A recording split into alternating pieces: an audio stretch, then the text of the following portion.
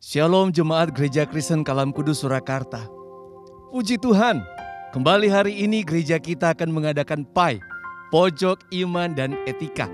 Dan khusus hari ini sebuah tema yang akan sama-sama nanti kita pelajari, Allah idamanku. Dari sana saudara kita mungkin kemudian akan melihat Allah seperti apa yang kita bayangkan, khususnya di tengah situasi yang sangat sulit yang sedang kita hadapi bersama-sama. Dan biarlah setiap kita yang mengikutinya sungguh boleh diberkati oleh Tuhan. Dan kita dikuatkan, ditolong bagaimana kita tetap berpengharapan di dalam Tuhan yang tidak pernah gagal di dalam melaksanakan kehendak-Nya. Kita boleh terus percaya kepadanya. Nah, karena itu Bapak Ibu Saudara, mari kita memulai akan kemudian PAI kita ya dimulai dengan pujian dan doa tentu saja. Mari bersama-sama kita siapkan hati kita untuk bisa mengikutinya. Saudara, kita tahu bahwa di dalam segala sesuatu semuanya indah pada waktunya. Karena Tuhan kita sendiri adalah yang paling indah dari segala yang mungkin bisa kita dapatkan. Mari bersama-sama saudara, kita angkat pujian, Kau yang terindah. Kau yang terindah Tuhan dalam hidup ini.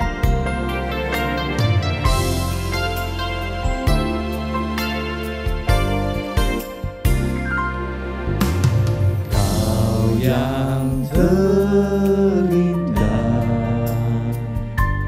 di dalam hidup ini. Tiada Allah Tuhan yang seperti Engkau, besar perkasa, penuh kemuliaan. Kau termanis, Kau yang termanis di dalam hidup ini. Ku cinta Kau lebih dari segalanya, besar kasih setiamu kepadaku. ku sembah Kau, ku sembah Kau, ya Allahku. Ku tinggikan namamu selalu, tiada lutut tak bertelut menyembah Yesus Tuhan Rajaku. Ku sembah Kau, ya Allahku. Ku tinggikan namamu selalu, semua lidah akan mengaku Engkaulah Yesus Tuhan Rajaku. Kau yang termanis ya Tuhan. Kau yang termanis di dalam hidup ini. Ku cinta Kau lebih dari segalanya, besar kasih setiamu kepadaku. Sembah Kau Tuhan, Ku sembah Kau, ya Allahku. Ku tinggikan namamu selalu, tiada lutut tak bertelut menyembah Yesus Tuhan Rajaku. ku sembah Kau Allahku. Ku sembah Kau, ya Allahku. Ku tinggikan namamu selalu, semua lidah kan mengaku Engkaulah Yesus Tuhan Raja. Engkaulah Yesus Kudus, Tuhan Rajaku.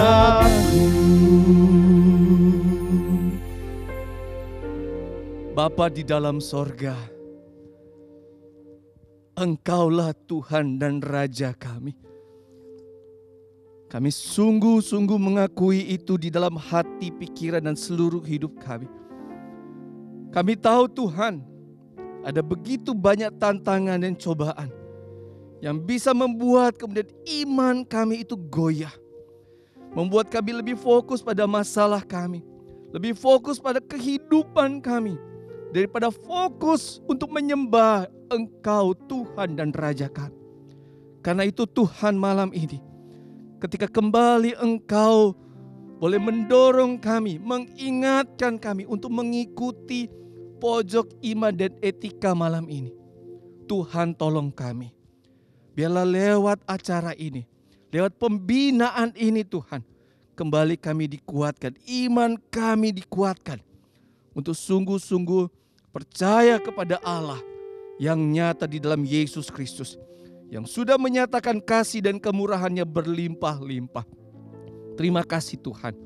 Mohon Kau memimpin setiap kami di dalam acara pada malam hari ini. Kuasai hati kami, pikiran kami. Allah Roh Kudus kiranya yang berkuasa. Setiap kami diberkati lewat pembinaan iman pada malam hari ini. Terima kasih Bapa, terima kasih. Engkau kiranya memberkati juga hamba-Mu yang nantinya akan menyampaikan. Terpujilah nama-Mu Bapa. Di dalam nama Tuhan Yesus kami berdoa, kami mengucap syukur. Amin. Bapak Ibu Saudara yang dikasihi oleh Tuhan, hari-hari yang kita lalui penuh dengan tantangan dan kesulitan. Tapi biarlah kita tetap terus berpengharapan di dalam Tuhan. Karena janjinya selalu Dia tepati. Dia tidak pernah meninggalkan kita anak-anaknya. Dan biarlah kita pun boleh terus berpegang pada Dia. Mari saudara mempersiapkan diri kita untuk mengikuti pojok iman dan etika. Kita angkat pujian yang berkata, janji-Mu Tuhan seperti fajar pagi hari.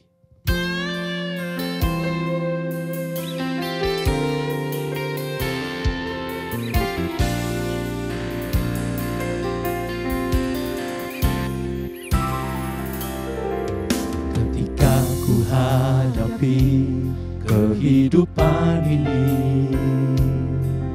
jalan mana yang harus ku pilih? Ku tahu ku tak mampu, ku tahu ku tak sanggup. Hanya Kau Tuhan tempat jawabanku. Aku pun tahu ku tak pernah sendiri, sebab Engkau Allah yang menggendongku. Tangan-Mu membelaiku, cinta-Mu memuaskanku. Kau mengangkatku ke tempat yang tinggi. Janji-Mu ya Tuhan, janji-Mu seperti fajar pagi hari, yang tiada pernah terlambat bersinar. Cinta-Mu seperti sungai yang mengalir, dan ku tahu betapa dalam kasih-Mu. terima kasih Tuhan, Engkau tidak pernah meninggalkan kami.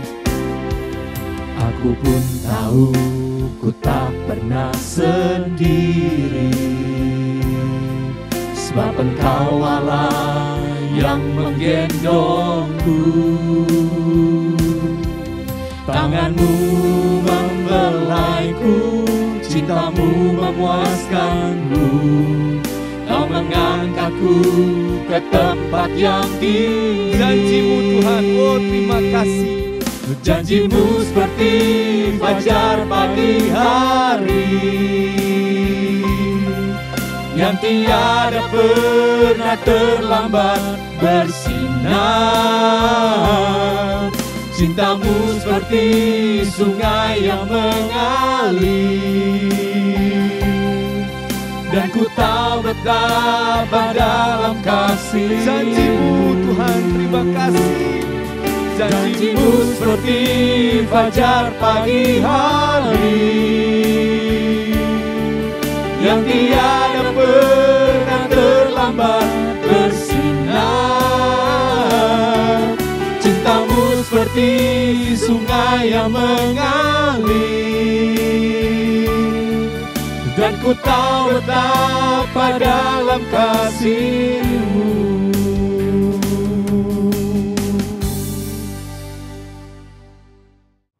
Bapak Ibu, saudara-saudara yang dikasihi oleh Tuhan, sebelum kita sama-sama mendengarkan ceramah pojok iman dan etika pada malam hari ini, mari kita merendahkan hati kita di hadapan Tuhan, kita memohon pertolongan dari Allah Roh Kudus. Mari kita berdoa. Bapa di surga, pada saat ini ya Tuhan kami bersyukur kepadamu, karena Engkau adalah Allah yang hidup, yang masih memberikan nafas kehidupan kepada kami. Jikalau kami boleh ada sebagaimana ada sekarang, itu adalah semua karena kemurahan dan kebaikan Tuhan di dalam kehidupan kami. Ya Tuhan, di tengah-tengah masa pandemi COVID-19 yang tidak mudah, di tengah-tengah ketidakpastian hidup ini, kami ingin melekat dan mendekat kepada Tuhan. Kami tidak ingin kehilangan makna dari setiap peristiwa-peristiwa kehidupan yang Tuhan izinkan terjadi di dalam hidup kami. Kami sungguh rindu ya Tuhan melalui acara PAI pada malam hari ini. Kami dimampukan, kami diberikan hikmat, dikuatkan oleh Allah Roh Kudus untuk kami boleh menjalani sebuah kehidupan yang benar, merespons dengan benar, berbagai macam situasi kehidupan yang sulit, yang tidak mudah pada saat ini. Mohon belas kasihan dan anugerah-Mu ya Tuhan untuk setiap kami. Di dalam nama Tuhan Yesus Kristus, kami bersyukur dan berdoa. Amin. Salam Bapak Ibu saudara-saudara yang dikasihi oleh Tuhan. Pada malam hari ini saudara, kita akan sama-sama merenungkan satu topik yang berjudul Allah Idaman. Dengan kata lain saudara, di dalam masa pandemi COVID-19 yang tidak mudah, yang sedang kita hadapi pada saat ini, maka kita perlu mengevaluasi, kita perlu merenung, kita perlu bergumul sungguh-sungguh dan serius di hadapan Tuhan. Tuhan seperti apa yang kita bayangkan, yang kita gambarkan ketika kita saudara berada di dalam situasi yang tidak mudah seperti ini. Nah Bapak Ibu saudara-saudara yang dikasihi oleh Tuhan, gambaran kita tentang Allah itu sangat mempengaruhi bagaimana kita bersikap terhadap setiap peristiwa kehidupan ini. Teologi dan kualitas iman kita itu sangat menentukan respons dan bagaimana kita bersikap. Nah Bapak Ibu saudara-saudara yang dikasihi oleh Tuhan, ini adalah dua hal yang sangat penting yang berjalan bersama-sama saudara. Teologi kita, cara pandang kita, dan bagaimana kualitas iman kita itu sangat berpengaruh bagaimana kita memberikan respons di dalam berbagai macam situasi kehidupan ini. Saudara-saudara, kita semua tidak akan terlepas dari yang namanya teologi. Ya, teologi itu secara sederhana saudara berbicara tentang keyakinan kita, konsep kita, cara pandang kita tentang Tuhan, tentang iman kita. Bagaimana kita berdoa, motivasi kita ketika berdoa. Motivasi kita ketika kita beribadah, Allah seperti apa yang ada di dalam pikiran, di dalam benak kita. Itu semua berbicara tentang teologi. Dengan kata lain saudara, tidak ada seorang pun yang namanya orang Kristen terlepas dari yang namanya teologi. Tetapi saudara, memiliki teologi yang benar itu tidak cukup sekalipun itu penting dan baik. Ada orang saudara memiliki pengajaran yang benar, doktrin yang benar tentang Allah, itu tidak berarti dia boleh dan dimampukan untuk bisa merespon setiap kehidupan ini dengan baik.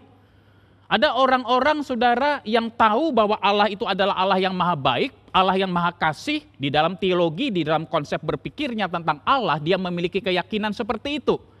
Tetapi oleh karena dia tidak memiliki kualitas iman yang seharusnya, di dalam arti tidak memiliki relasi yang intim dengan Tuhan, kedekatan yang intim dengan Tuhan, sekalipun dia memiliki doktrin yang benar, pengajaran yang benar, tidak otomatis saudara dia mempraktekkan apa yang diyakininya sebagai sebuah kebenaran. Jadi saudara-saudara, untuk kita menjadi orang Kristen yang bisa merespons dengan tepat berbagai macam situasi kehidupan ini, termasuk bagaimana kita mengambil keputusan-keputusan yang penting di dalam hidup ini, tidak cukup hanya memiliki teologi yang benar, konsep yang benar, keyakinan iman yang benar, tetapi juga kita perlu memiliki kualitas iman yang Tuhan inginkan, yaitu kedekatan, keintiman, relasi kita dengan Tuhan. Teologi dan kualitas iman, ini adalah dua hal yang berjalan bersama-sama untuk membantu kita di dalam merespons berbagai macam situasi kehidupan ini.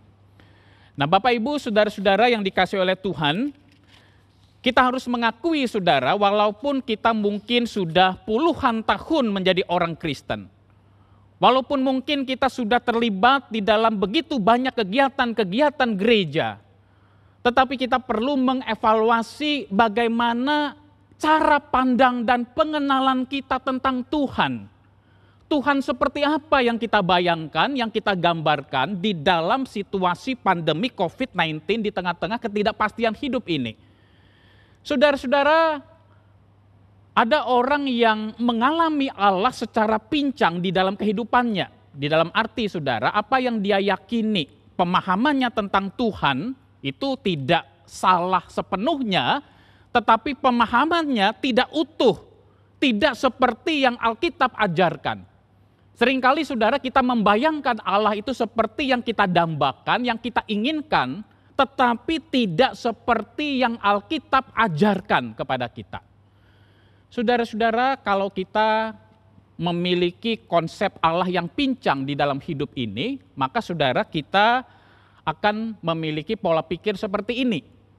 Kalau keadaan saya dalam keadaan baik, tubuh saya sehat, bisnis saya lancar, keluarga saya bahagia, segala sesuatu berjalan sesuai dengan harapan dan agenda saya, maka itu berarti Allah baik dan Allah beserta dengan saya. Tetapi pada saat saya mengalami sebuah kehidupan yang tidak baik, saya sedang sakit, saya sedang dililit hutang, bisnis saya sedang makin merosot, keluarga saya berantakan, maka saudara kita memiliki asumsi bahwa Allah tidak beserta dengan kita, Allah meninggalkan kita. Dengan kata lain saudara, memahami Allah secara pincang itu berarti kondisi keadaan kita dan kondisi perasaan kita itu menentukan Allah seperti apa yang kita pahami. Kalau kondisi saya baik, berarti Allah baik kepada saya.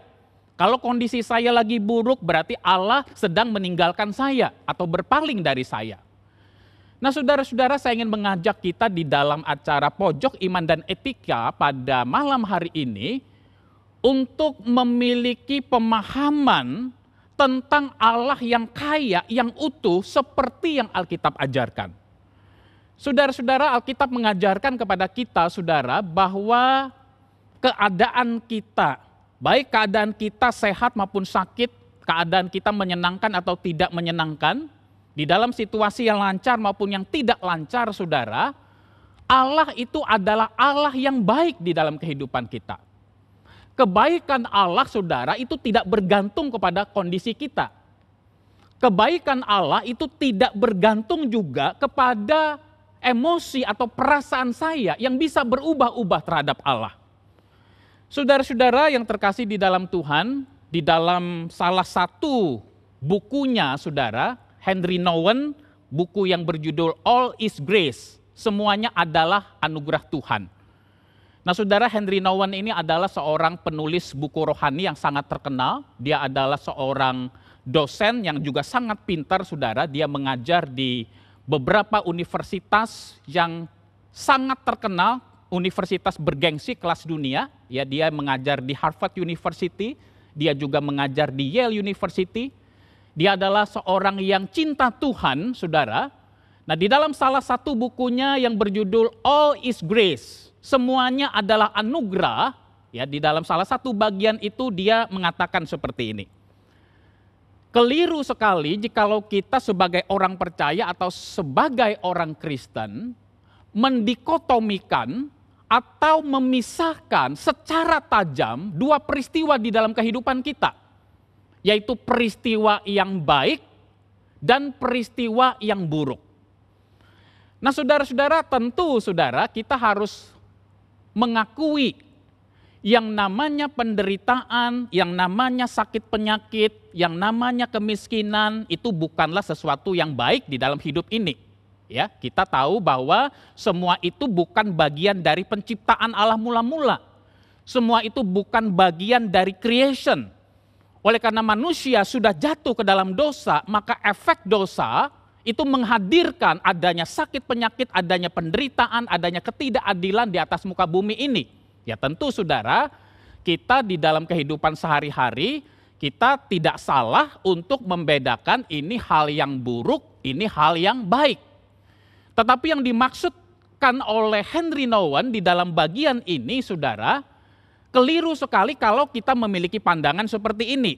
Oh, kalau misalnya ada hal-hal yang baik yang saya alami di dalam hidup ini, ketika tubuh saya sehat, ya, ketika keluarga saya bahagia, ketika jabatan saya sedang menanjak dengan baik, maka hal-hal yang baik itu adalah hal-hal yang perlu dikenang, diingat untuk terus-menerus disyukuri kepada Tuhan. Lalu di sisi lain, saudara, kita menganggap ada hal-hal yang buruk yang menyakitkan kita. Misalnya kita menderita sakit yang berat, misalnya kita pernah dikhianati oleh pasangan kita mungkin pernah dicoreng nama baik kita pernah dilukai, difitnah oleh orang-orang yang terdekat dengan kita, dan kita menganggap itu adalah pengalaman-pengalaman yang sangat buruk, yang pahit, yang harus saya buang, yang tidak perlu saya ingat di dalam hidup ini. Bapak Ibu, saudara-saudara yang dikasihi oleh Tuhan, sekali lagi saudara, jangan salah paham, Henry Nouwen tidak mengatakan bahwa di dalam hidup ini kita tidak boleh memilah sama sekali mana hal yang baik, mana hal yang buruk di dalam hidup kita. Tapi poin yang ingin dikatakan oleh Henry Nouwen di dalam bagian ini saudara, bahwa di dalam hal-hal yang nampaknya baik menurut ukuran kita, bisa jadi saudara, di dalam hal yang baik itu juga terkandung hal yang buruk. Dan sebaliknya saudara, di balik hal-hal yang buruk menurut ukuran kacamata manusiawi kita, kadang-kadang di dalam hal-hal yang buruk itu terkandung hal-hal yang baik yang disediakan Tuhan buat kita. Saudara-saudara, inilah yang disebut dengan blessing in disguise, yaitu satu berkat yang terselubung. Kadang-kadang di dalam peristiwa ini saudara ada hal-hal yang ketika kita menjalaninya rasanya ini adalah sesuatu yang buruk. Rasanya ini adalah sebuah malapetaka dalam hidup kita. Rasanya ini adalah sesuatu yang memilukan, yang menyakitkan kita. Tetapi dengan seiringnya berjalan waktu dan ketika kita mendekat kepada Tuhan, kita bergumul di hadapan Tuhan, kita bertanya kepada Tuhan, ternyata hal-hal yang buruk menurut kacamata manusiawi kita ini, di dalamnya ada terkandung berkat-berkat rohani yang Allah sediakan buat kita, saudara. Nah, saudara-saudara yang terkasih di dalam Tuhan, misalnya saudara, orang yang naik jabatan, ya, seorang diangkat menjadi menteri, dipercaya oleh presiden, saudara, dia punya kekuasaan yang besar, dia punya kepercayaan yang besar, saudara, dari presiden. Pertanyaannya adalah, seseorang yang naik jabatan diangkat menjadi menteri, itu hal yang buruk atau hal yang baik? Nah saudara, tentu ya kalau kita melihat dari sudut pandang, oh kalau saya punya penghasilan saya akan lebih baik, saya punya kebutuhan dihargai orang, kita anggap saudara ini adalah sesuatu yang baik. Tetapi jangan lupa di balik kebaikan seseorang itu diangkat menjadi menteri, saudara, ada tanggung jawab yang besar. Makin tinggi jabatan seseorang, makin besar juga godaan bagi orang itu untuk menyalahgunakan kekuasaannya. Sejarah saudara mencatat banyak orang jatuh karakternya. Banyak orang akhirnya tercoreng nama baiknya. Bukan pada saat dia berada di dalam posisi di bawah. Tetapi pada saat dia mencapai puncak kekuasaan, memiliki jabatan yang tinggi. dia jatuh dan akhirnya meninggalkan Tuhan. Saudara-saudara, tentu tidak salah dengan jabatannya, tidak salah dengan naik pangkatnya, tidak salah dengan kedudukannya. Yang salah adalah bagaimana kita bersikap terhadap kedudukan dan jabatan itu. Tapi poin yang ingin saya katakan adalah di balik hal yang baik, naik jabatan, di dalam hal itu tersimpan satu potensi, satu godaan yang besar untuk kita menyalahgunakan kekuasaan dan kepercayaan yang diberikan kepada kita. Saudara-saudara, inilah yang dimaksudkan oleh Henry Nouwen di dalam bagian ini.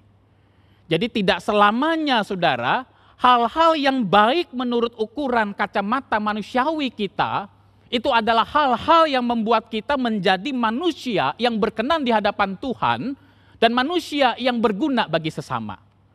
Tetapi sebaliknya, saudara, tidak menjadi jaminan ketika kita mengalami hal-hal yang buruk di dalam hidup ini, hal-hal yang buruk itu membuat kita meninggalkan Tuhan dan tidak percaya kepada Tuhan.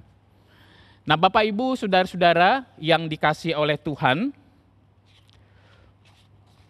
Alkitab, saudara, bukan hanya mencatat kisah orang-orang yang disembuhkan atau dilepaskan dari mara bahaya, tetapi juga Alkitab mencatat orang-orang yang teguh berdiri di dalam imannya dan tetap setia kepada Tuhan walaupun harapannya tidak terkabul.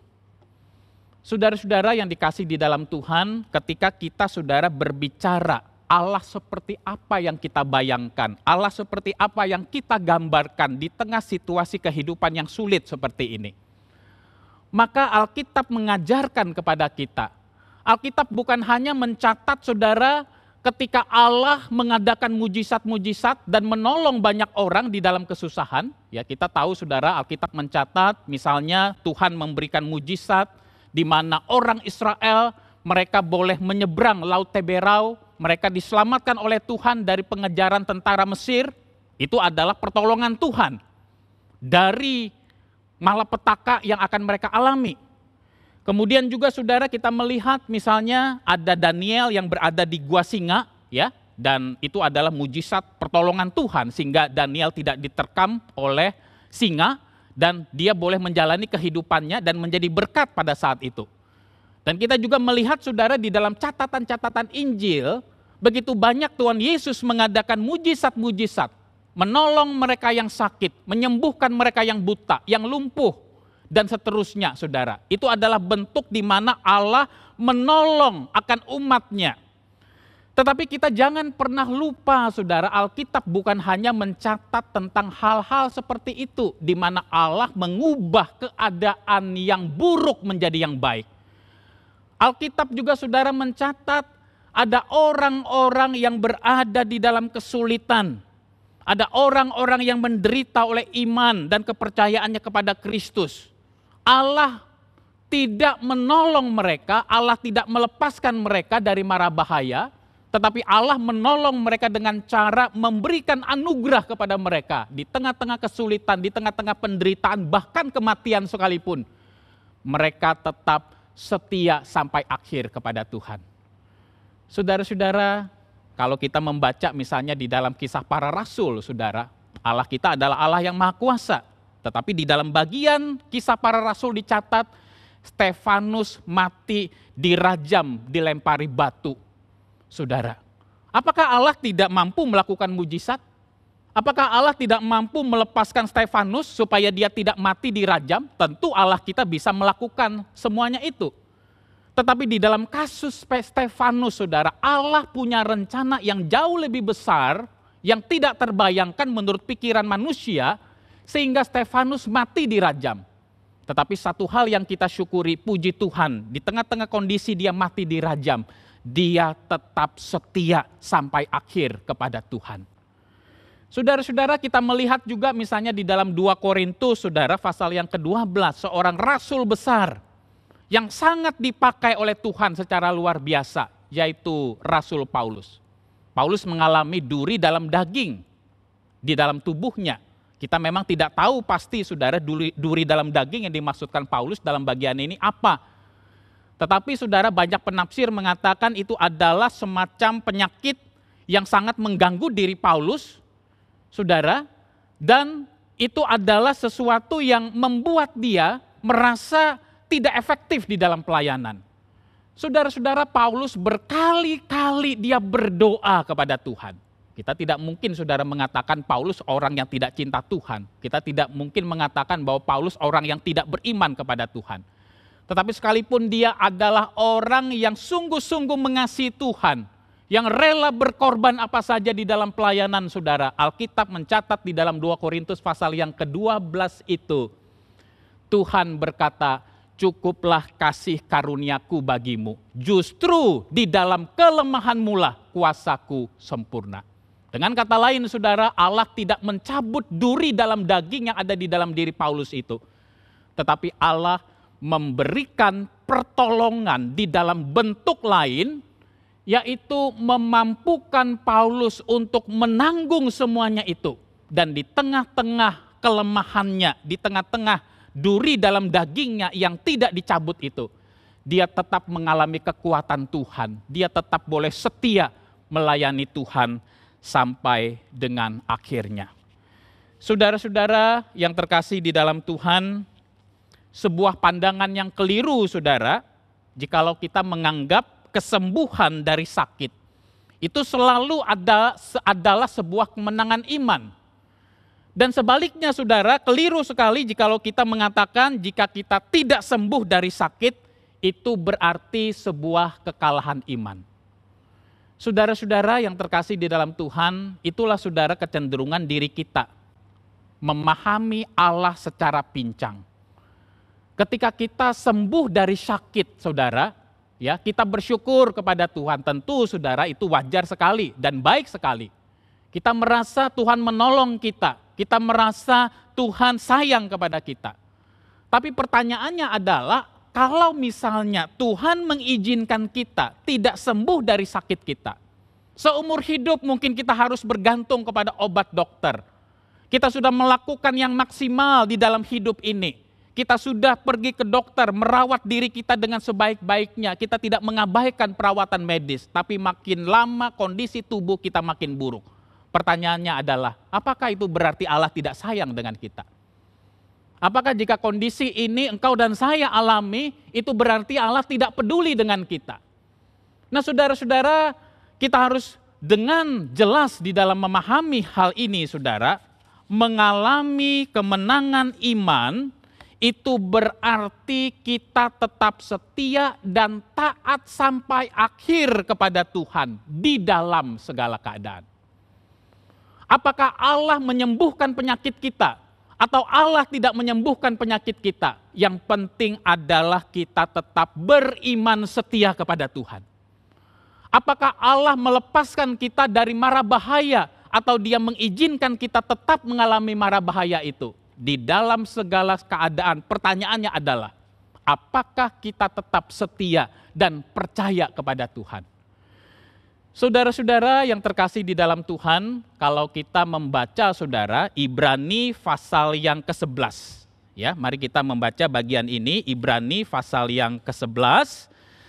Nah, di dalam seluruh pasal yang ke-11 ini saudara, ini berbicara tentang tokoh-tokoh iman yang hidup di dalam iman dan ketaatan kepada Tuhan. Menarik sekali saudara, Alkitab memberikan label atau menyebut mereka sebagai tokoh-tokoh iman bukan hanya ketika orang-orang atau tokoh-tokoh ini, saudara, mereka itu ditolong oleh Tuhan di dalam kesulitan dan pergumulan hidup mereka. Tetapi menarik sekali kalau saudara memperhatikan ayat yang ke-36 sampai dengan yang ke-40, saudara, dikatakan demikian. Ibrani 11 ayat 36 sampai yang ke-40. Ada pula yang diejek dan didera. Ya, jadi dari banyak tokoh-tokoh iman yang dicatat di dalam Alkitab itu, ada pula yang diejek dan didera, bahkan yang dibelenggu dan dipenjarakan. Mereka dilempari, digergaji, dibunuh dengan pedang. Mereka mengembara dengan berpakaian kulit domba dan kulit kambing sambil menderita kekurangan, kesesakan dan siksaan. Dunia ini tidak layak bagi mereka. Mereka mengembara di padang gurun dan di pegunungan, dalam gua-gua dan celah-celah gunung. Dan mereka semua tidak memperoleh apa yang dijanjikan itu. Sekalipun iman mereka telah memberikan kepada mereka suatu kesaksian yang baik. Sebab Allah telah menyediakan sesuatu yang lebih baik bagi kita. Tanpa kita, mereka tidak dapat sampai kepada kesempurnaan. Bapak, Ibu, saudara-saudara yang dikasihi oleh Tuhan, iman berarti, saudara, kita mempercayakan diri kita secara total, seutuhnya kepada Tuhan. Iman itu bukan berarti, saudara, kita mempercayakan hanya di dalam area-area tertentu kepada Tuhan. Oh Tuhan, kalau dalam aspek ini atau dalam area ini saya mempercayakan semuanya itu kepadamu. Tetapi kalau dalam area-area ini Tuhan, saya tidak mempercayakan diri kepadamu. Area-area ini adalah area-area di mana milik saya. Bukan seperti itu, saudara, yang dimaksud dengan iman. Iman itu berarti kita mempercayakan diri kita secara total, sepenuhnya, seluruh aspek hidup kita, kita percayakan sepenuhnya kepada Tuhan. Dan di tengah-tengah ketidakpastian ini, saudara, di dalam ketidakpastian kehidupan kita, kita tetap setia dan percaya kepada Tuhan. Nah, Bapak, Ibu, saudara-saudara yang dikasihi oleh Tuhan, ketika kita setia dan taat kepada Tuhan di dalam keadaan apapun, selalu ada hal-hal yang bisa kita saksikan tentang kasih setia Tuhan di dalam kehidupan kita. Saudara-saudara, bagi kita yang beriman di dalam Kristus, bagi kita saudara-saudara yang sudah ditebus oleh darah Kristus yang sangat mahal, kita bukan hanya bisa menyaksikan kasih setia dan kebaikan Tuhan ketika tubuh kita ini sehat, ketika bisnis kita lancar, ketika kita baru sembuh dari COVID-19. Bukan hanya pada saat kita mengalami sesuatu yang menurut kacamata manusiawi kita baik, kita baru bisa menyatakan kasih setia Tuhan. Tetapi saudara, justru di dalam keadaan yang tidak mudah, di tengah-tengah mungkin tubuh kita makin hari makin melemah. Di tengah-tengah kondisi kehidupan ekonomi kita yang menekan, saudara. Di tengah-tengah situasi seperti itu, tatkala kita tetap boleh merasakan kebaikan Tuhan, kasih setia Tuhan, itu adalah bentuk sebuah kesaksian yang menjadi berkat bagi banyak orang. Bapak, Ibu, saudara-saudara yang terkasih di dalam Tuhan, orang-orang yang bukan Kristen, orang-orang yang tidak beriman, yang tidak percaya kepada Kristus, mereka pun, saudara, bisa memiliki konsep atau menyaksikan kebaikan Allah versi mereka ketika hidup ini lancar. Saudara perhatikan channel-channel yang mengajarkan tentang agama Islam, channel-channel tentang Buddha, saudara, di situ juga banyak ada kesaksian-kesaksian bagaimana mereka sembuh dari sakit, bagaimana ketika mereka berada di dalam pergumulan, kesulitan di dalam pekerjaan dan keluarga, mereka merasakan ada pertolongan dari Allah versi mereka, saudara. Semua agama bisa melakukan hal yang demikian. Tetapi saudara, yang menjadi keunikan dari iman Kristen adalah tatkala kita berada di dalam situasi yang buruk menurut ukuran kacamata manusiawi, kita tetap boleh merasakan dan menyaksikan kebaikan Tuhan, kekuatan Tuhan, penghiburan Tuhan. Itu adalah sesuatu yang menjadi berkat bagi banyak orang. Bapak, Ibu, saudara-saudara yang dikasihi oleh Tuhan, kalau kita memperhatikan dan membaca Roma pasal yang ke-8 ayat 28 sampai dengan yang ke-30, saudara, di situ jelas sekali dikatakan bahwa Allah turut bekerja di dalam segala sesuatu untuk mendatangkan kebaikan bagi orang-orang yang mengasihi Tuhan. Saudara-saudara, ayat ini tidak berlaku bagi semua orang, saudara. Ayat ini hanya berlaku bagi orang-orang yang ada di dalam Kristus. Bagi orang-orang yang sungguh-sungguh mengasihi Kristus, maka Allah turut bekerja di dalam segala sesuatu untuk mendatangkan kebaikan. Kebaikan berupa apa? Kebaikan berupa mendewasakan kita, membentuk karakter kita untuk makin serupa dengan Kristus. Bapak, Ibu, saudara-saudara, mengimani dan mengamini kebaikan Tuhan berarti kita percaya bahwa yang baik maupun yang buruk, yang menyenangkan dan yang menyedihkan, semua itu dirangkul oleh Allah untuk mendatangkan kebaikan, untuk membentuk kita makin serupa dengan Kristus. Saudara-saudara, kalau hidup kita ini selalu lancar, saudara, kalau tubuh kita ini selalu sehat, kalau segala sesuatu yang kita inginkan selalu terkabul di dalam hidup ini, maka ada kecenderungan di dalam keberdosaan kita, kita makin lama makin melupakan dan mengabaikan Tuhan di dalam kehidupan ini. Kita mungkin, saudara, percaya Allah itu ada, tetapi kita bisa menjadi orang Kristen yang ateis secara praktis. Apa artinya, saudara, orang Kristen yang ateis secara praktis? Orang Kristen yang ateis secara praktis berarti di dalam teologinya, di dalam pemahamannya, di dalam keyakinan imannya, dia percaya Allah itu ada. Tetapi itu hanya di dalam keyakinan, hanya di dalam pikiran.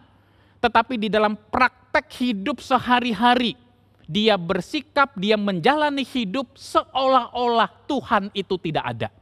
Itulah, saudara, orang Kristen yang ateis secara praktis.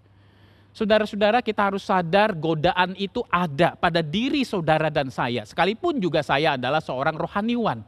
Kita bisa jatuh dalam masa-masa tertentu menjadi orang Kristen yang ateis secara praktis. Oleh karena kita merasa kehebatan kita, pengalaman kita, pengakuan orang banyak atas diri kita, sehingga kita lupa bahwa kita ini hanyalah debu yang tanpa Tuhan kita sebenarnya tidak bisa berbuat apa-apa. Saudara-saudara, virus corona yang maha kecil, yang tidak bisa terlihat dengan kasat mata ini memporak-porandakan kehidupan kita. Dan ini mengingatkan kepada kita, saudara, sekalipun manusia itu adalah manusia yang luar biasa, yang bisa menciptakan berbagai macam hal-hal yang begitu canggih pada abad yang ke-21 ini. Kita tetap adalah manusia yang rapuh. Kita tetap adalah manusia yang sangat terbatas. Kita banyak tahu, tapi kita bukan maha tahu. Kita punya kuasa, tetapi kita bukan maha kuasa.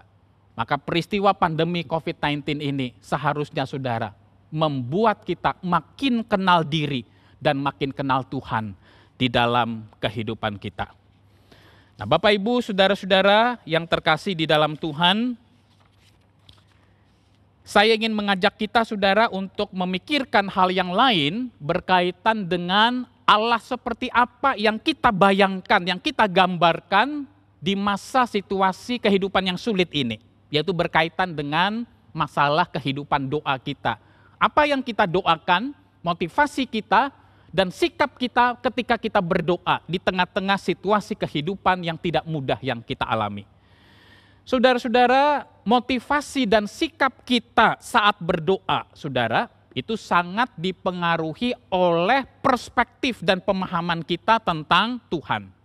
Pertanyaannya, saudara, Allah seperti apa yang saudara dan saya bayangkan ketika kita sedang berdoa kepada Tuhan, khususnya ketika kita berdoa di tengah-tengah situasi pandemi COVID-19, di tengah-tengah pergumulan, di tengah-tengah kesulitan yang mungkin kita alami. Allah seperti apa yang ada di dalam pikiran dan benak kita ketika kita berdoa.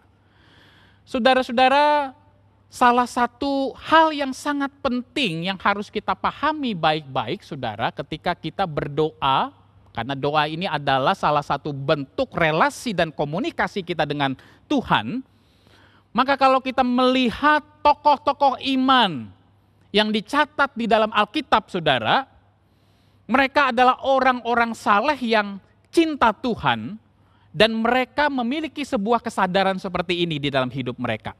Saya adalah manusia ciptaan yang tidak boleh mendikte Tuhan di dalam hidup ini. Tentu, saudara, sebagai manusia kita punya keinginan, kita punya harapan. Tidak salah, saudara, kita utarakan itu kepada Tuhan. Kita sampaikan keinginan kita, harapan kita kepada Tuhan, tidak salah. Tetapi, saudara, kita tidak boleh mendikte Tuhan bahwa Tuhan harus bekerja dengan cara-cara yang kita inginkan. Allah itu adalah Allah yang jauh lebih besar dari keinginan kita. Dan Allah itu, saudara, jangan pernah lupa Dia bukan pembantu rumah tangga kita. Dia bukan bawahan kita. Dia bukan anak buah kita yang bisa kita atur sesukanya. Sekali lagi saudara, tidak salah kita meminta sesuatu kepada Tuhan. Dan itu harus kita sampaikan kepada Tuhan. Seperti seorang anak yang datang kepada orang tuanya. Datang dengan sebuah keinginan, datang dengan sebuah keluhan, datang dengan sebuah harapan. Saudara, orang tua kita tentu senang kalau kita sebagai anak datang kepada dia. Tapi orang tua yang baik adalah orang tua yang tahu kapan dia harus berkata ya dan kapan harus berkata tidak kepada anak-anaknya. Orang tua yang bijaksana dan orang tua yang baik juga adalah orang tua yang tahu timing waktu yang tepat. Apakah permintaan atau permohonan dari anak saya ini akan saya kabulkan, tetapi bukan sekarang, ada waktunya. Ya, tidak, atau tunda. Itulah saudara jawaban yang Tuhan berikan dalam hidup kita. Saudara-saudara, saya ingin mengajak kita untuk memperhatikan tokoh-tokoh Alkitab saudara, bagaimana di dalam kehidupan iman mereka, di tengah-tengah pergumulan, di tengah-tengah situasi kehidupan yang sulit. Mereka adalah orang-orang yang tidak pernah berusaha untuk mendikte Tuhan di dalam hidup mereka. Ya, misalnya saudara, kita membuka kisah dari Esther, Esther pasal yang keempat, ayat 15 sampai yang ke-17. Esther pasal yang keempat, ayat 15 sampai dengan yang ke-17. Maka Esther menyuruh menyampaikan jawab ini kepada Mordekai, pergilah, kumpulkanlah semua orang Yahudi yang terdapat di Susan dan berpuasalah untuk aku. Janganlah makan dan janganlah minum 3 hari lamanya, baik waktu malam, baik waktu siang. Aku serta dayang-dayangku pun akan berpuasa demikian. Dan kemudian aku akan masuk menghadap raja. Sungguh pun berlawanan dengan undang-undang. Perhatikan kalimat berikutnya. Kalau terpaksa aku mati, biarlah aku mati.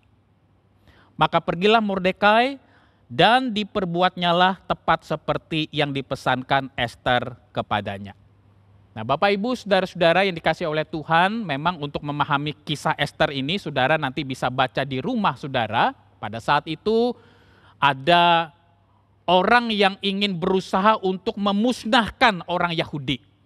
Dan ketika berita itu didengar oleh Mordekai, lalu Mordekai menyampaikan hal itu kepada Esther, karena Esther adalah ratu dari Raja Ahasiweros pada saat itu. Dan Esther kita tahu tentu adalah orang Yahudi. Sehingga berita untuk memusnahkan orang Yahudi ini mendatangkan ketidaknyamanan, kegelisahan, ketakutan di dalam diri Esther. Dan dia berpikir sebagai orang yang ada di dalam istana, sebagai ratu pada saat itu. Dan aku adalah orang yang juga berdarah Yahudi. Apa yang harus aku buat untuk bangsaku?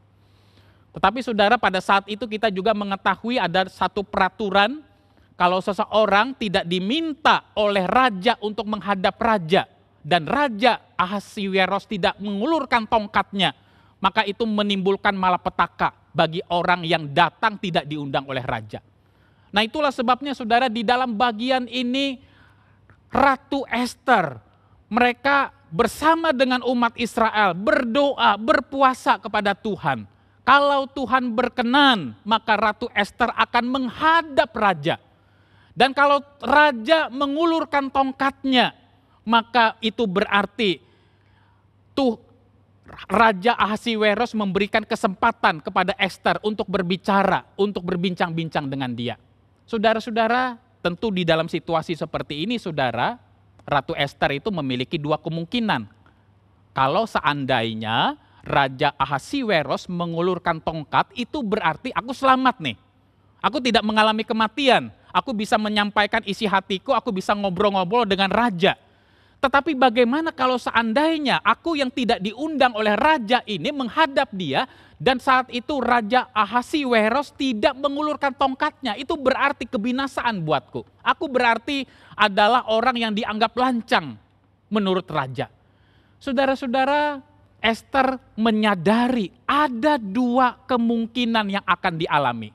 Kemungkinan yang pertama, dia hidup di mana raja mengulurkan tongkatnya, Dan kemungkinan yang kedua adalah dia akan mati karena raja tidak berkenan menerima kehadirannya. Saudara-saudara, di tengah situasi seperti ini, saudara, maka Ratu Ester dia berdoa, dia berpuasa, dan dia mengajak umat Israel juga berdoa pada saat itu. Saudara-saudara, di dalam kita berdoa kepada Tuhan, adakah kita, saudara, selalu ingin berusaha mendikte Tuhan bahwa Tuhan harus menjawab doa kita dengan satu cara? Di dalam bagian ini jelas sekali, saudara, Ester berkata, kalau terpaksa aku mati, biarlah aku mati. Apakah berarti, saudara, Ester orang yang tidak beriman?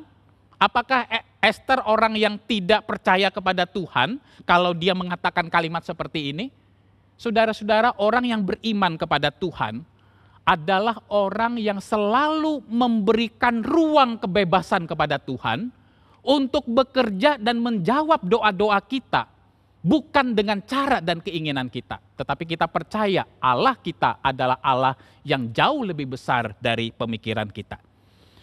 Lalu saudara, tokoh yang lain saudara adalah Raja Daud. Kita lihat di dalam 2 Samuel pasal yang ke-12 ayat 19 sampai yang ke-23. Di dalam 2 Samuel pasal yang ke-12 ayat 19 sampai yang ke-23. Ketika Daud melihat bahwa pegawai-pegawainya berbisik-bisik, mengertilah ia bahwa anak itu sudah mati. Lalu Daud bertanya kepada pegawai-pegawainya, sudah matikah anak itu? Jawab mereka, sudah. Lalu Daud bangun dari lantai, ia mandi dan berurap dan bertukar pakaian, ia masuk ke dalam rumah Tuhan dan sujud menyembah. Sesudah itu pulanglah ia ke rumahnya, dan atas permintaannya dihidangkan kepadanya roti, lalu ia makan. Berkatalah pegawai-pegawainya kepadanya, apakah artinya hal yang kau perbuat ini? Oleh karena anak yang masih hidup itu engkau berpuasa dan menangis. Tetapi sesudah anak itu mati, engkau bangun dan makan. Perhatikan ayat yang ke-22, saudara.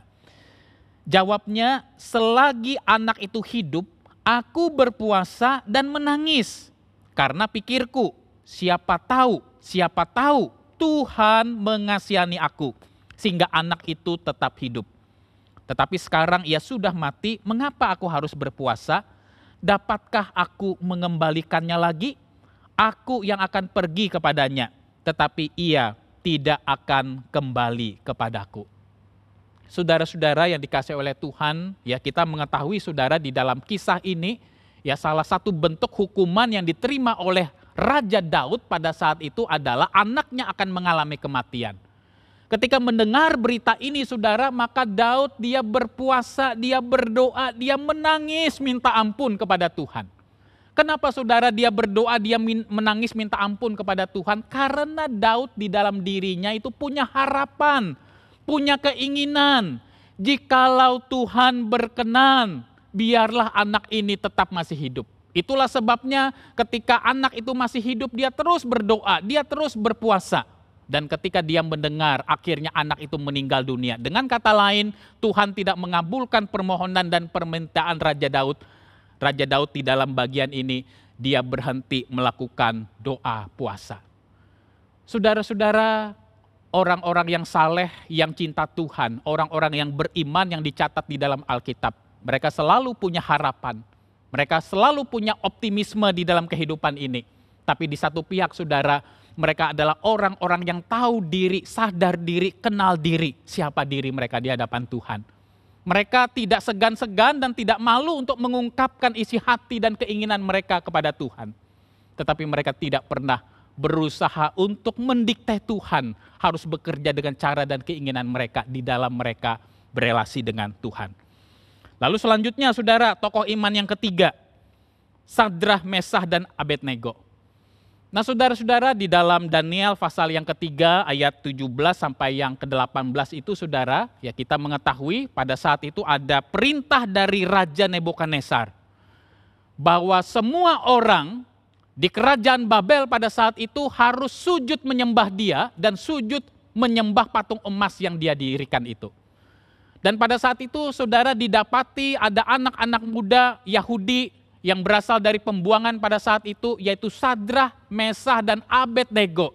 Mereka tidak mau menyembah raja dan mereka tidak mau sujud menyembah patung emas yang didirikan oleh Raja Nebukadnezar. Saudara-saudara, hal ini menimbulkan kemarahan di dalam diri Raja Nebukadnezar pada saat itu. Sadrah, Mesah, dan Abednego tidak mau menyembah raja. Mereka tidak mau menyembah patung emas itu. Oleh karena apa? Oleh karena mereka sebagai orang Yahudi memiliki sebuah keyakinan, iman, bahwa mereka tidak boleh menyembah patung atau menyembah ilah-ilah lain selain menyembah Allah Yahweh, Allah Israel. Bagi mereka, kalau mereka menyembah Raja Nebukadnezar, dan kalau mereka menyembah patung emas yang didirikan oleh Nebukadnezar, itu berarti mereka telah mengkhianati iman mereka, keyakinan mereka, dan mereka telah menyembah ilah-ilah lain. Saudara-saudara, di dalam Daniel pasal yang ketiga ayat yang ke-17 sampai 18 ini, saudara, ya, di dalam sebuah terjemahan yang baik, yang lebih tepat sesuai dengan bahasa aslinya, saudara, memiliki makna seperti ini. Allah yang kami puja sanggup melepaskan kami dari perapian yang menyala-nyala ini. Berarti saudara, dari pernyataan kalimat ini, Sadrah, Mesah, dan Abednego, mereka punya keyakinan. Tidak ada kok perkara yang mustahil di hadapan Tuhan. Kalau Allah berkehendak, kami bisa selamat kok dari perapian menyala-nyala ini, dari ancaman maut ini. Tapi saudara, Sadrah, Mesah, dan Abednego tidak berhenti sampai pada kalimat itu, lalu dia melanjutkan kalimat berikutnya. Seandainya pun Allah tidak melakukan hal yang demikian, ketahuilah Tuanku Raja, kami tidak akan menyembah Tuanku dan sujud menyembah patung emas yang Tuanku dirikan itu. Saudara-saudara, inilah orang yang beriman, saudara. Orang yang beriman itu, saudara, bukan orang yang ngotot memaksakan keinginannya kepada Tuhan.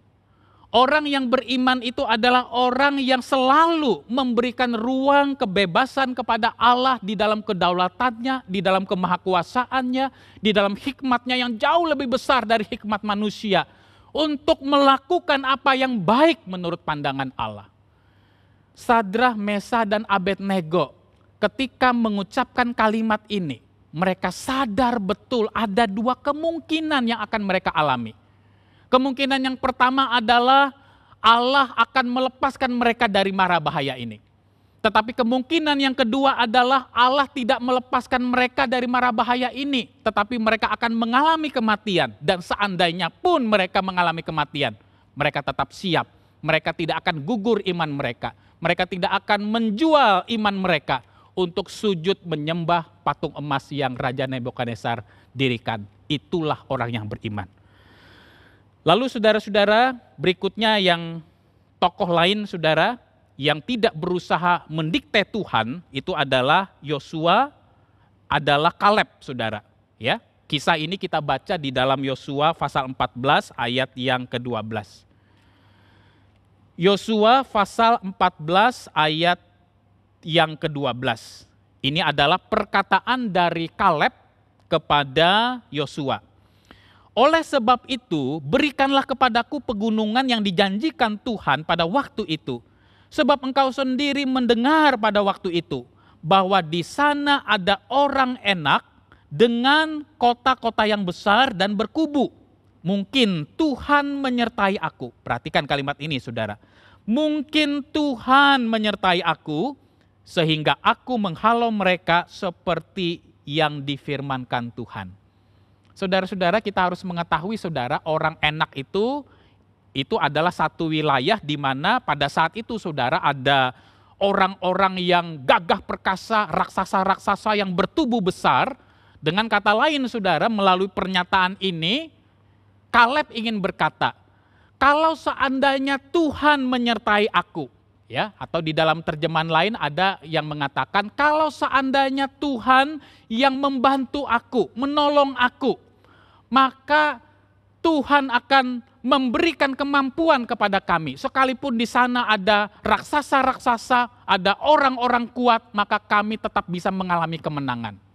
Saudara-saudara, perhatikan di dalam bagian ini, saudara. ada kata mungkin. Mungkin Tuhan menyertai. Mungkin Tuhan menolong kami.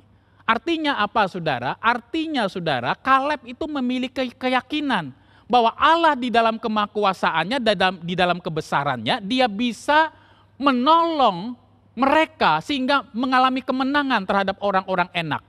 Tetapi seandainya pun Allah tidak melakukan itu, artinya mereka tidak mengalami kemenangan, mereka tetap percaya kepada Tuhan.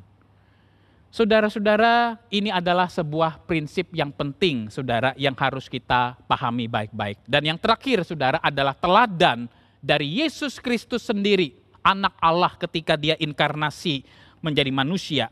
Ya, kita buka di dalam Markus pasal 14 ayat 36. Di dalam Injil Markus pasal yang ke-14 ayat yang ke-36, ya, ketika Yesus saudara bergumul di Taman Getsemani dan sebentar lagi dia akan menghadapi peristiwa yang sangat mengerikan dan memilukan, yaitu peristiwa disalib. Ketika di Taman Getsemani Yesus berdoa seperti ini, katanya, "Ya Aba, ya Bapa, tidak ada yang mustahil bagimu." Ya, Yesus percaya Allah adalah Allah yang maha kuasa, tidak ada perkara yang mustahil bagi dia. "Ambillah cawan ini daripadaku, tetapi janganlah apa yang aku kehendaki, melainkan apa yang engkau kehendaki." Nah, Bapak Ibu, saudara-saudara yang terkasih di dalam Tuhan, Yesus anak Allah ketika inkarnasi menjadi manusia, saudara, dan bergumul di Taman Getsemani, dia berdoa juga seperti ini. "Ya Bapa, jangan kehendakku yang jadi, tetapi jadilah kehendakmu." Saudara-saudara, pemahaman seperti ini dari contoh-contoh yang banyak tadi, saudara, sebenarnya bukan hanya 5 contoh ini, masih banyak contoh-contoh lain. Kenapa saya sedemikian banyak, saudara, memberikan contoh-contoh ini kepada kita pada malam hari ini? Supaya kita pada malam hari ini tahu bahwa semua tokoh-tokoh di dalam Alkitab, saudara, mereka adalah orang-orang yang betul-betul kenal Tuhan, kenal diri, dan tahu diri di hadapan Tuhan. Sehingga mereka memang mengutarakan keinginan mereka, harapan mereka, ekspektasi mereka, dan itu harus kita sampaikan kepada Tuhan. Tapi mereka tidak pernah berusaha untuk mendikte Tuhan, harus bekerja dengan keinginan mereka. Saudara-saudara, pemahaman seperti ini jugalah, saudara, ya, ketika saya misalnya memberikan penghiburan kepada jemaat, ya, ketika saya dimungkinkan misalnya untuk WhatsApp secara pribadi kepada orang yang sedang berada di dalam situasi kritis, saudara, saya tidak pernah memberikan iming-iming yang melampaui Alkitab katakan. Saya tidak pernah berkata, Tuhan pasti menyembuhkan Bapak. Tuhan pasti melewatkan Bapak dari sakit ini. Saya tidak berani, saudara. Karena itu adalah wewenang Tuhan. Itu adalah sesuatu kehendak Tuhan yang jauh lebih besar. Maka saudara, yang saya lakukan kalau saya diizinkan untuk memberikan penghiburan kepada orang-orang di dalam WhatsApp secara pribadi langsung kepada orang itu, saya selalu berkata seperti ini, kiranya Tuhan memberikan pertolongan, kiranya Tuhan membuka jalan, dan kalaupun Tuhan punya rencana lain, biarlah Bapak atau Ibu tetap setia kepada Tuhan di dalam keadaan seperti ini. Apa arti daripada WhatsApp ini, saudara? Arti di dalam WhatsApp ini, saya sebagai hamba Tuhan, saya tetap berdoa. Saya mohon kalau Tuhan berkenan memberikan mujizat pertolongan dan kesembuhan di tengah-tengah kritis ini. Tapi kalaupun Tuhan tidak mengabulkan, Tuhan berkehendak lain, biarlah orang ini tetap setia, tetap beriman kepada Tuhan, tetap mengalami Tuhan di dalam situasi seperti ini. Karena saya sadar, saudara, saya bukan siapa-siapa, saya tidak punya hak untuk mendikte Tuhan. Saya punya harapan, saya punya keinginan, tetapi Tuhan jauh lebih besar dari harapan dan keinginan saya. Saudara-saudara yang dikasihi oleh Tuhan, Yakobus pasal yang keempat ayat yang ke-15, saudara, merangkum hal ini, saudara, dengan baik, sekalipun ini berbicara di dalam konteks yang lain, ya, di dalam Yakobus pasal yang keempat ayat yang ke-15 dikatakan demikian, sebenarnya kamu harus berkata, jika Tuhan menghendakinya, kami akan hidup dan berbuat ini dan itu. Jadi saudara, kalau kita berdoa, ya Tuhan, jikalau Engkau berkenan, ada kalimat itu kita ucapkan di dalam doa kita, itu bukan berarti saudara kita adalah orang yang tidak beriman. Karena justru orang-orang yang beriman di dalam Alkitab, yang sudah saya paparkan tadi, mereka adalah orang-orang yang selalu sadar akan kalimat ini. Saudara-saudara, saya kadang-kadang bingung, saudara, ada berhadapan dengan orang, Pak, kalau kita berdoa, kita tidak boleh berdoa ada kalimat itu, Pak. Saya berdoa kepadamu ya Tuhan, kalau Tuhan berkenan engkau memberikan kesembuhan. Itu kalimat yang menunjukkan Bapak kurang beriman. Oh, seperti itu ya. Jadi saudara, seolah-olah kesembuhan dari sakit itu adalah pasti kehendak Tuhan. Tidak sembuh dari sakit itu pasti bukan kehendak Tuhan. Oh saudara, kita bukan Tuhan yang bisa melakukan segala sesuatu berdasarkan harapan kita. Apakah kita lebih besar imannya dari Yesus? Apakah kita lebih besar imannya dari Paulus? Apakah kita lebih besar imannya dari tokoh-tokoh di dalam Alkitab yang ketika mereka datang kepada Tuhan, mereka selalu memberikan ruang kepada Tuhan untuk bekerja dengan cara yang melampaui pikiran mereka. Saudara-saudara, saya sampai dengan detik ini percaya Allah masih bisa melakukan mujizat. Dan saya menemukan ada banyak pelayanan-pelayanan di mana Tuhan bekerja, berkarya melampaui segala pikiran manusia dengan mujizatnya. Tapi di satu pihak sekali lagi saya ingin tegaskan, sembuh dari sakit tidak selalu berarti itu adalah kemenangan iman. Dan tidak disembuhkan dari sakit itu tidak selalu berarti kekalahan iman. Poinnya adalah, apakah di dalam keadaan-keadaan seperti itu, kita tetap percaya kepada Tuhan, beriman kepada Tuhan, taat sampai akhir kepada Tuhan. Itulah proses yang Tuhan lihat di dalam kehidupan kita. Saudara-saudara, seorang penulis buku rohani saudara yang terkenal yang bernama John Ortberg, di dalam salah satu bukunya yang berjudul The Life You Have Always Wanted, kehidupan yang selalu Anda dambakan. Ya, ada satu kalimat yang menarik di dalam buku itu yang saya kutip saudara. John Ortberg dia berkata seperti ini. Melangkah dalam iman tidak selalu berarti berjalan dalam kedamaian atau tanpa ketakutan.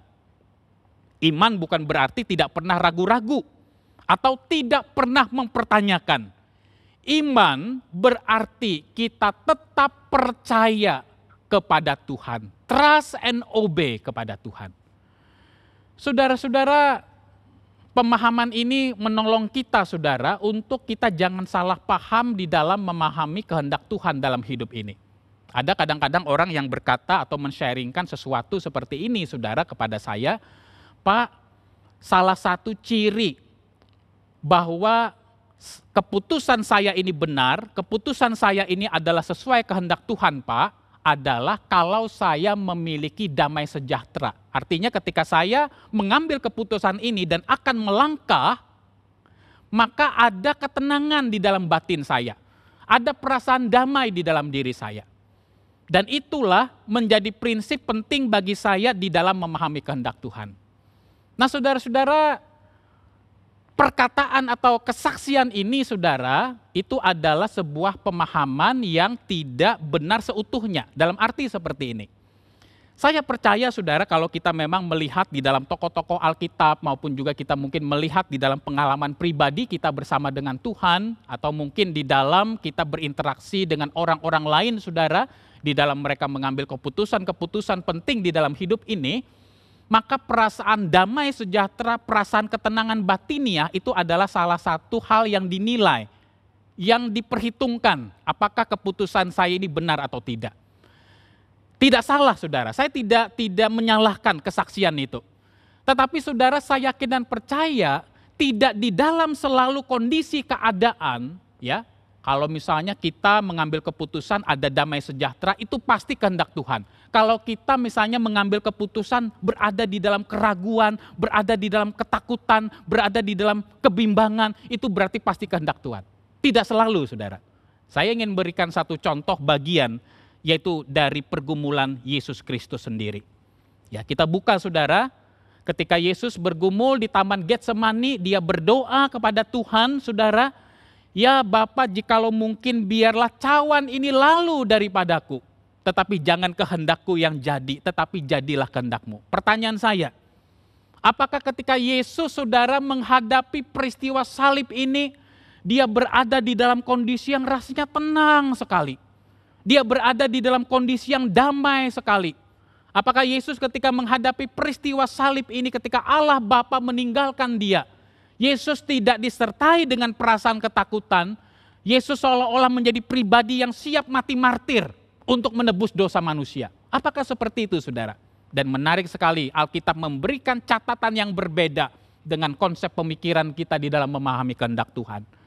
Di dalam Lukas pasal yang ke-22, Lukas pasal yang ke-22, ayat 43 sampai dengan 44 saudara, diberikan kondisi psikis Yesus ketika dia harus melangkah menghadapi kayu salib itu.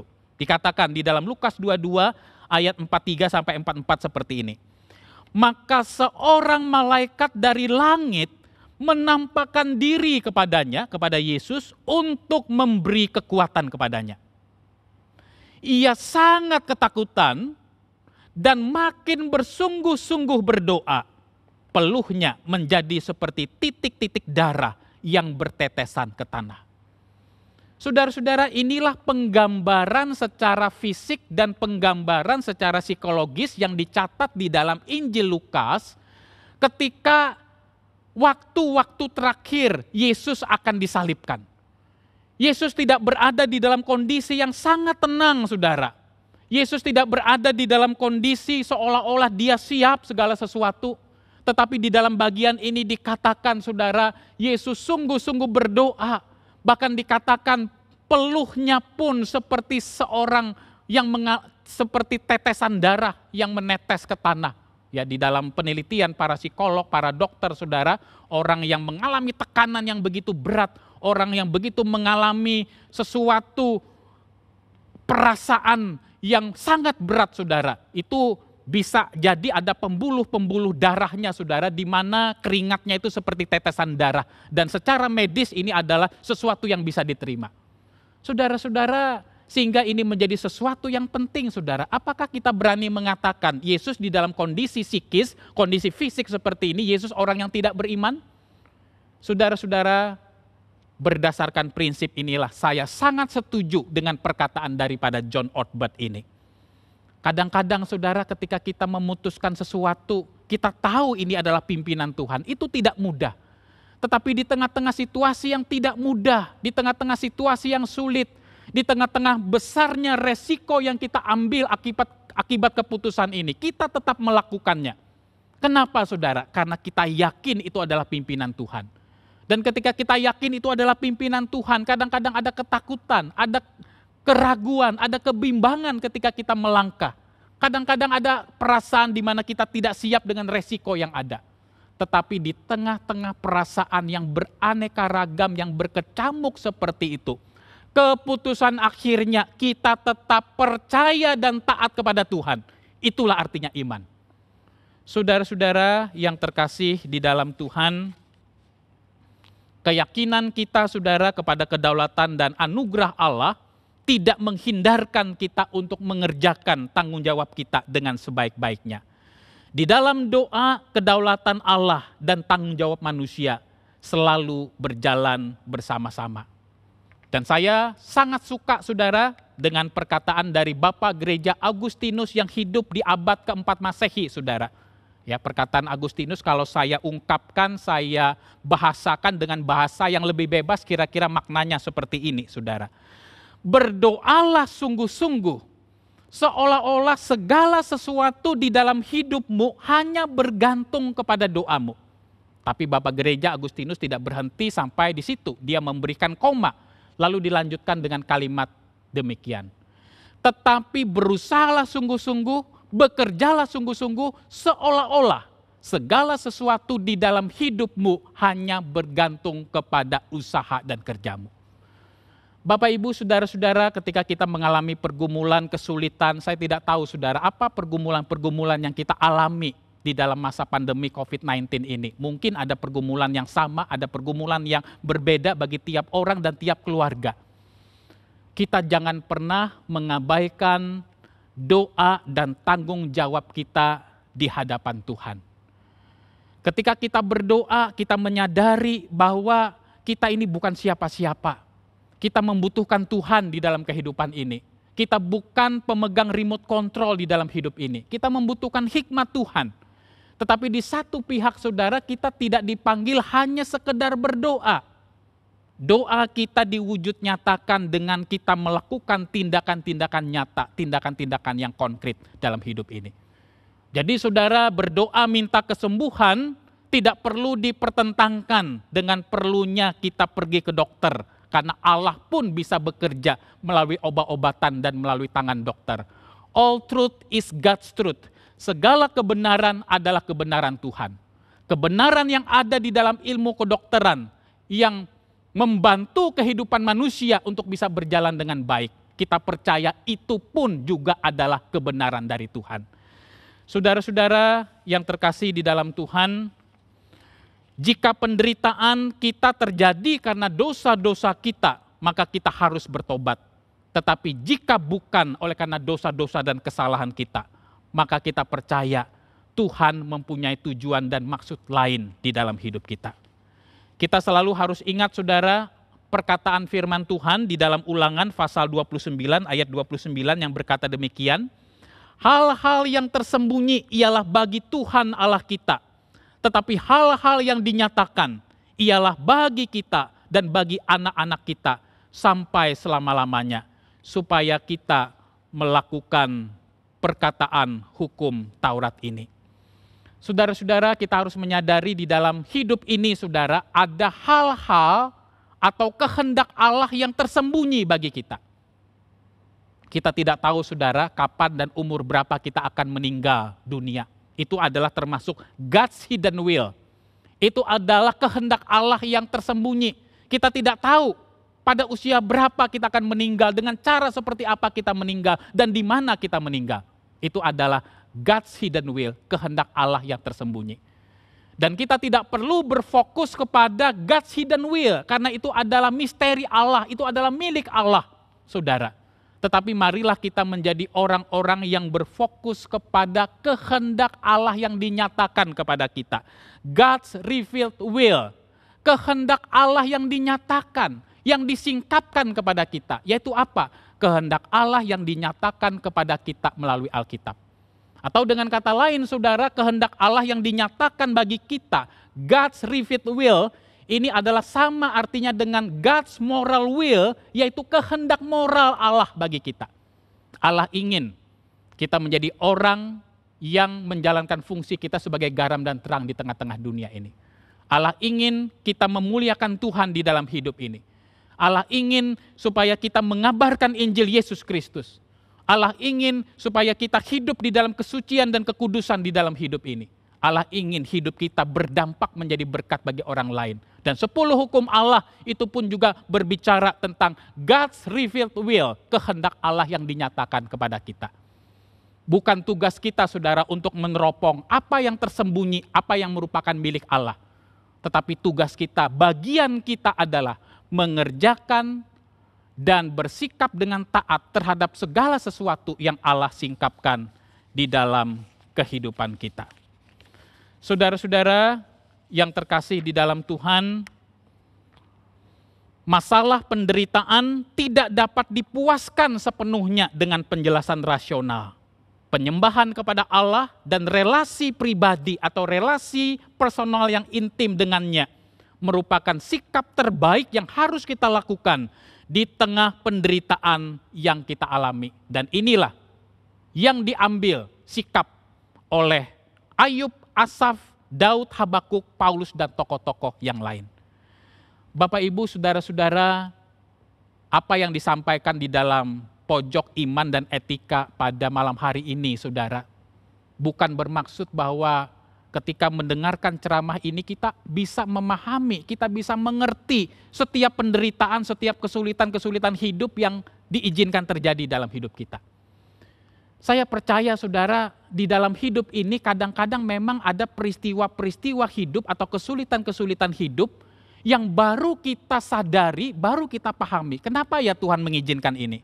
Kenapa ya saya diperhadapkan dengan situasi yang sulit ini? Setelah 6 bulan, setelah 1 tahun, setelah 2 tahun, setelah 10 tahun mungkin kita baru tahu.